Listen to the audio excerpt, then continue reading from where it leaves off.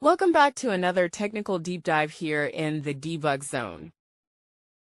Today we're tackling a big question and breaking it down with insights from other users. Hopefully this clears up some misconceptions and helps you get the answer you need. So buckle up, stay a little curious, and let's jump right in.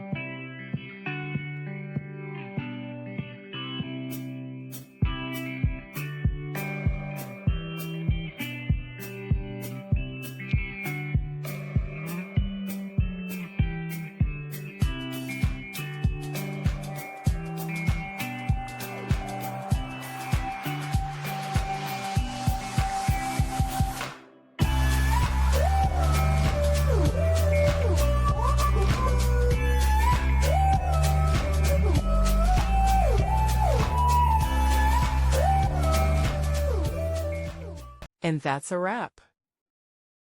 I hope you found the answer you were looking for.